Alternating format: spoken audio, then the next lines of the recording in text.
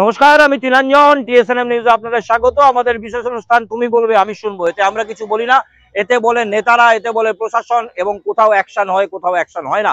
আমরা সরাসরি রয়েছি তৃণমূল নেতা রাজু ওয়ালিয়ার সঙ্গে। এবং যে প্রশ্ন আমাদের রয়েছে, দাদা, মেয়র সাহেব গতকাল পরিষ্কারভাবে বলেছেন যে টোটোর জন্য 13 নম্বর স্ট্যান্ড দেয়া হলো, এবং তার সঙ্গে 48 ঘন্টার আলটিমেটাম, মানে আগামীকাল কিন্তু আপনাদের এই বিষয়টা মেনে নিতেই হবে। কি করবেন আপনারা? আপনি এটা বলছেন মেনে নিতে হবে। আমিও 40 বছর ধরে আসানসোল রাজনীতি করছি, শ্রমিক নেতা হিসাবে পরিচিত। দ্বিতীয় নম্বর হচ্ছে আপনি বলে দেবেন যে কালকে আটওয়াল বিল্ডিংটা আমি ভেঙে দেব, ভেঙে দিবেন, আমি মানবো কাম ভেঙে দিয়েছি, বলবেন ও করবেন আলাদা। 13 নম্বর পার্কিং যিনি উনি বলছেন আমি টোটো স্ট্যান্ডের জন্য দিয়ে দিলাম, আমার ওটা প্রশ্ন নেই। মেয়র সাহেব অনেক ভালো, ঠিক আছে, আপনি আসানসোল সুন্দর করতে যান, করতে হবে। আসানসোল শহর সবাইকে মিলে সুন্দর করতে হবে। তো মেয়র সাহেব আপনি আগে ঠিক করুন কি 80টা যে অটো চালক এখানে 50 বছর ধরে চালাচ্ছেন, যারা গভর্নমেন্টকে রেভিনিউ দেন, যাদের পারমিট আছে, আর কাঁচাই মাল্লায় অটো ছাড়া কোনো অন্য কোনো বিকল্প নেই যাত্রীদের। তো আপনি আগে ঠিক করুন কি এই 80 জন লোক যাবে কোথায়, তার পরিবার কোথায় যাবে। আর আপনি বলছেন কি টোটোকে আমি এখানে 13 নম্বর স্ট্যান্ড করছি। উনি জানেন টোটোর সংখ্যা কত আসানসোল হাটন রোডে? জানেন না। উনি এটাও জানেন না আসানসোলে কটা বেআইনি টোটো শোরুম চলছে। আমার প্রশ্ন হচ্ছে, তাহলে এরকম বলছেন কেন যে টোটো আমি এখানে করে দেবো? আপনারা কি টোটো করতে দেবেন না? টোটো স্ট্যান্ড করতে দেবেন না? না, আমরা কি বলেছি, আমার 80টা অটো এখানে দাঁড়ায়, 50 বছর ধরে কাসাই মাল্লা আটান রোড অটো চলছে, 50 বছর। তার সঙ্গে পরিবার নির্ভর আছে, ওখানকার জনগণ নির্ভর আছে। তো আমার ব্যাপারটা হচ্ছে যে আপনি যে ঘোষণাটা করলেন 13 নম্বর আপনারা তো নিজে সার্ভে করছেন, ওই মেয়র সাহেবকে কেউ রিপোর্ট দিয়েছে? কিছু আধিকারী আছে কর্পোরেশনে যারা মিসগাইড করছে মেয়র সাহেবকে, এটা আমি বলতে পারি। তো আপনারা দেখে নিন, 10টা টোটো লাগার জায়গা নেই 80 অটো ছাড়া। তো আপনি বলুন এখানে 700-800 টোটো চলছে, কোথায় লাগবে? তাহলে প্রশ্ন হচ্ছে, এখানে যারা অটো যারা চালাচ্ছে এতদিন ধরে, যাদের পরিবারগুলো চলছে, তাদের সেই অটোগুলো তারা এখানে রাখবে, আর টোটোগুলোকে কোথায় রাখবে? এইভাবে টোটো চলছে এত। আরে আমি তো 3 বছর ধরে ডেপুটেশন দিয়ে আসছি মেয়র সাহেবকে, বেআইনি টোটো শোরুম বন্ধ করুন। আপনার ডেপুটেশনে কেন কিছু হচ্ছে না? আমি তো বলছি, এবার কেন উনি কিছু করছেন না সেটা তো ওনার বিষয়। আমার বক্তব্য হলে 3 বছরে যদি উনি অ্যাকশনগুলো নিতেন বেআইনি টোটো শোরুমে, তো বেকার ছেলেরাও কিন্তু প্রতারিত হতো না, আর এত আসানসোলে জামের সমস্যা। যদি এইরকম সিদ্ধান্ত কার্যকর হয়, যদি আগামীকাল হচ্ছে সময় আলটিমেটাম, যেমন ধরুন এই ঘটন রোড মোড়, সেখানে যানজট পরিষ্কার করার জন্য দোকানগুলোকে বলা হয়েছে সরে যেতে হবে, আর যদি সরে না যায় তাহলে বৃহস্পতিবার দিন কিন্তু হাত জোর নয়, মেশিন কাজ করবে। আবার আপনাকে আমি বলছি, আমি অশান্তিতে যাবো কেন? আমার এটা তো আমি ইজিলি আগে করে নিতে পারতাম। আপনার ব্যাপারটা যখন দোকানগুলো ইলিগাল কনস্ট্রাকশন হচ্ছিল, 50 গজে দূরিত আসানসোল নগর নিগম আছে, আপনার দোকানে কাউন্সিলর আছে, ওই এলাকায় কাউন্সিলর আছে 2টা 3টা, বড় চেয়ারম্যান সবাই তো আছে। তো যখন ইলিগাল কনস্ট্রাকশন হচ্ছিল সঙ্গে সঙ্গে পুলিশকে বলে আপনি বন্ধ করেননি কেন? যারা ইলিগাল কনস্ট্রাকশন একটা শাটার লাগিয়ে দোকান বানাতে 4 দিন 5 দিন টাইম লাগে, কেন আপনি বন্ধ করেননি? 1 নম্বর। আর যারা ওই দোকানগুলো ইলিগাল ভাবে কনস্ট্রাকশন করাচ্ছেন, যারা টাকা খাচ্ছেন, তারা আবার আমাদের নেতাদের পিছনে পিছনে, কর্পোরেশনের কিছু নেতা আছে, তাদের পিছনে পিছনে ঘুরে বেড়াচ্ছেন দালালরা।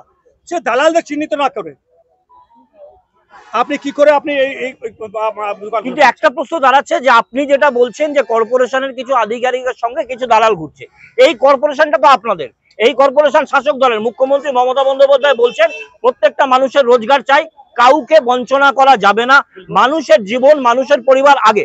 সেক্ষেত্রে আপনি বলছেন যে কিছু দালাল তারা মিলে এখানে দোকান করাচ্ছে, অবৈধ কাজ করাচ্ছে। হাটনটলে 50টা দোকান হয়ে গেলে কি করে? ওইটা তো ভাইটাল রোড। আর টোটো তো আজকে আসেনি, 7-8-10 বছর ধরে চলছে। টোটোর শোরুম তো আছে খুলেনি, তা আপনি টোটোর শোরুম বন্ধ করেননি। বেকার ছেলেরা যে রোজগার প্রতারিত হচ্ছে, তো তারাও প্রতারিত হয়ে গেল, শোরুমে চলতে থাকলো, মানুষও বিপদে পড়ে আছে, রাস্তায় জায়গা পাচ্ছে না চালাবার। টোটো চালকরা রোজগারের জন্য টোটো নিয়ে বেরিয়ে যাচ্ছে। তো তাকে আপনি কিন্তু একটা ভুলের জন্য 3টা লোক সাফার হচ্ছে, টোটো চালক, জনগণ, তারপরে বেআইনি শোরুম মালিকরা রঙারং বাজার আছে চলে আছে।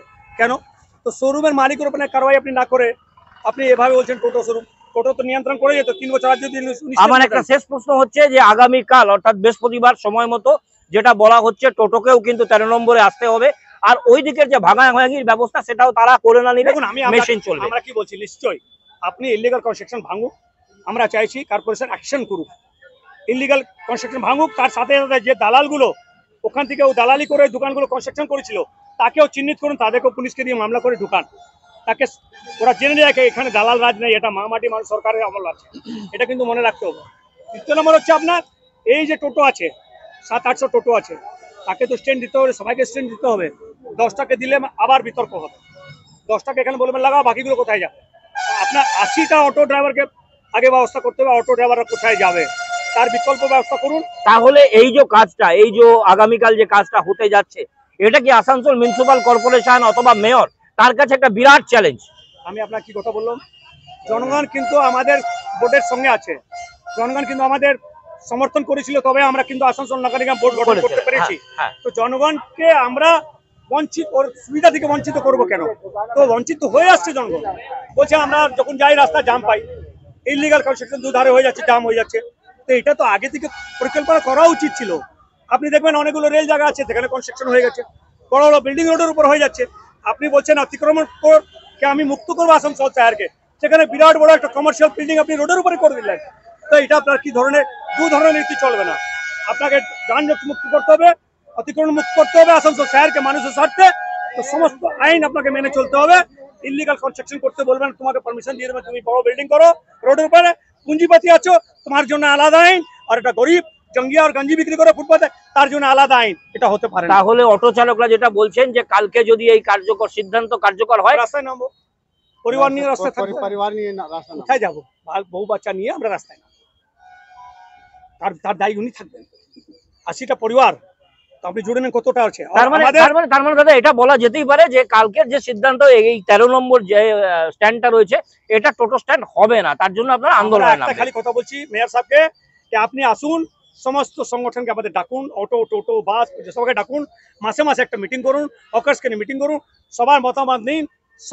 সমস্ত সংগঠনকে আমাদের ডাকুন, অটো টোটো বাস সবাইকে ডাকুন, মাসে মাসে একটা মিটিং করুন, হকার্সকে নিয়ে মিটিং করুন, সবার মতামত নিন।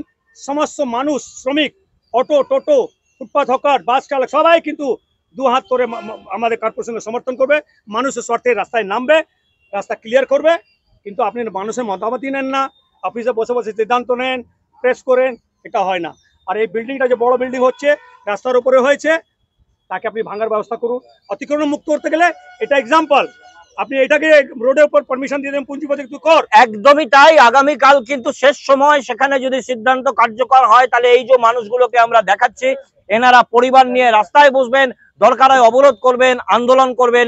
এবং যে বিষয়টা দাঁড়াচ্ছে যে সবার সঙ্গে কথা বলে, মেয়রকে এখনো তারা অনুরোধ জানাচ্ছেন যে সবার সঙ্গে কথা বলে কাজ করুন।